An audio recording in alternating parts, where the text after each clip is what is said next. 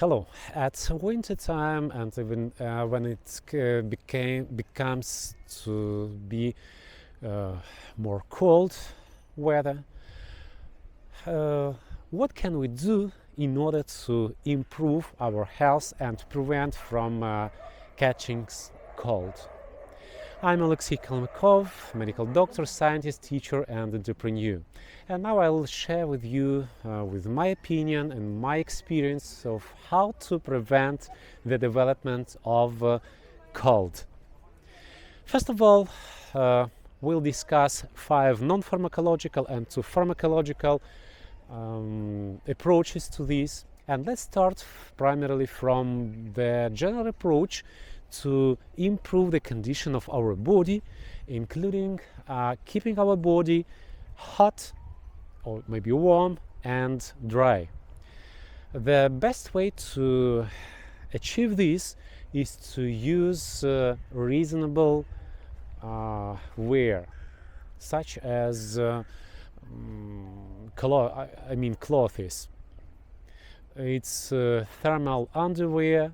It's a medial layer with thermal isolation function, and outer layer which prevents the body from overcooling from wind or from maybe moisture and even raining and so on.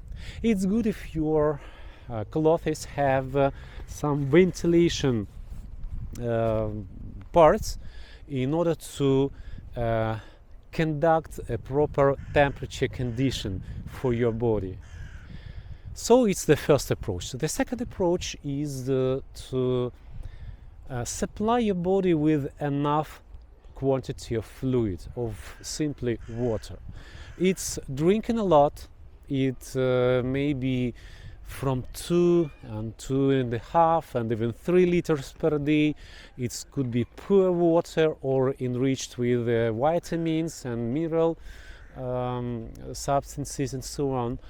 And you'd better drink it not hot but warm condition. Some other aspect of supplying enough fluid to your organism is to maybe use appropriate relative humidity. It should be approximately in a range from 30 to 60% and 50 as mean. And with the temperature of your room, in your room, primarily you may increase it up to 20 to 25 degrees by Celsius. And then at night, when you get sleep, you may return it to optimal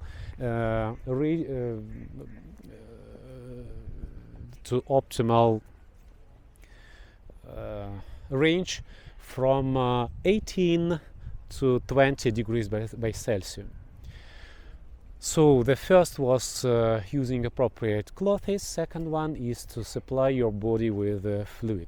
The third one, as for me, is to use some substances or some media which irritate the mucous membrane of your respiratory tract, of the organs, airways, and therefore improve circulation in them.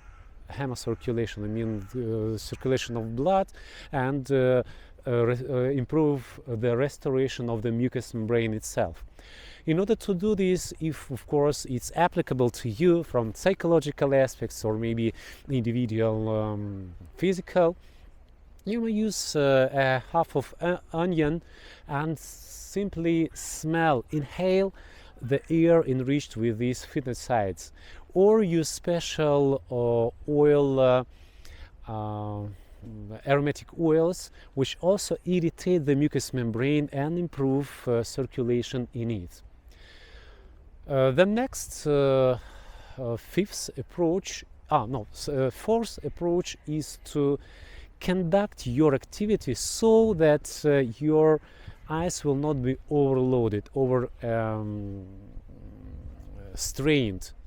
The fact is that when we use type on laptops, on computers or so, and look in the screen for prolonged time, the dryness of our mucous membrane of eyes, of conjunctiva, takes place, and there is decrease of production of lacrimal fluid, and therefore there is a drying of the mucous membrane of your nose. The next approach, the fifth one, non-pharmacological approach to improving of the condition, is to use local maybe spray with physiological solution. It's 0.9% solution of sodium chloride. Take care that it should be not hypertonic, too much salt, too much sodium chloride, and not hypotonic. It should not be pure water, because in this case there could be adverse effects of it. So if you use physiological solution, you may buy it in pharmacy without any reception or any prescription from your doctor.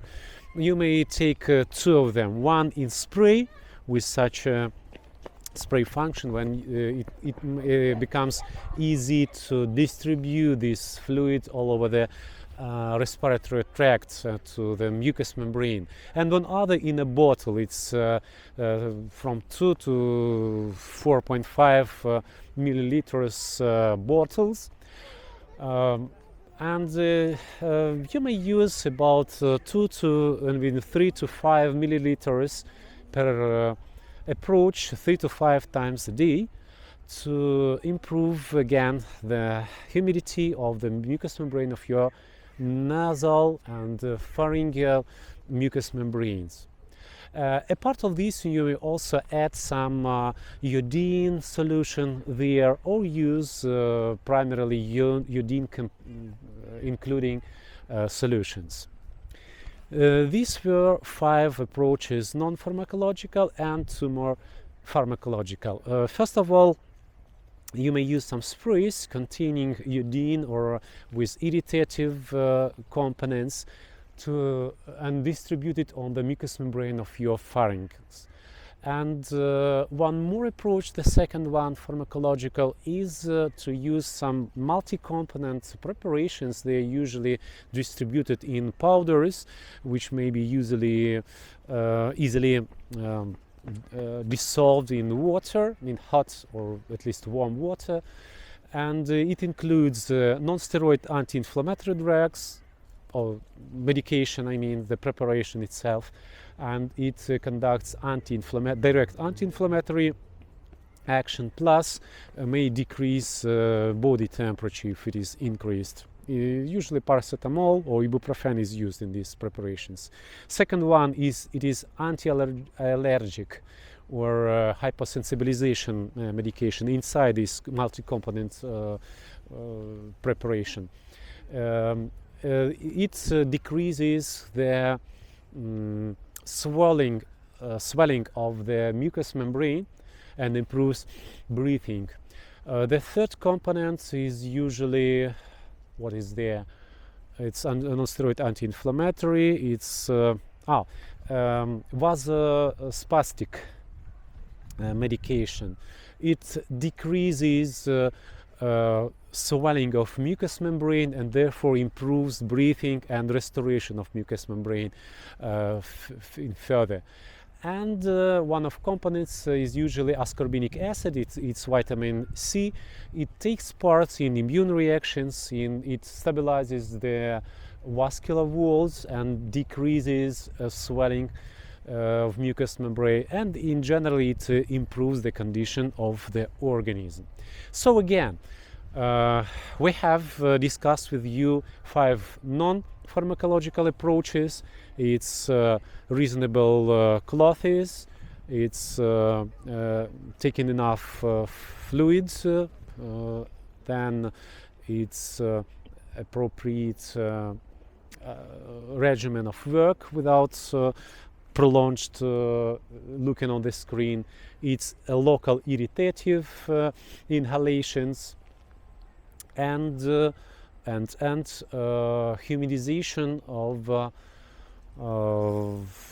distribution of how it is named, physiological solution on the mucous membrane of airways. And two pharmacological approaches. One is use of multi-component medications intraorally or perorally, including 4 to 5 different components, and one other is using sprays on the pharyngeal and even nasal mucous membrane. So I hope these advices might be helpful for you. Keep healthy. See you soon. Good luck.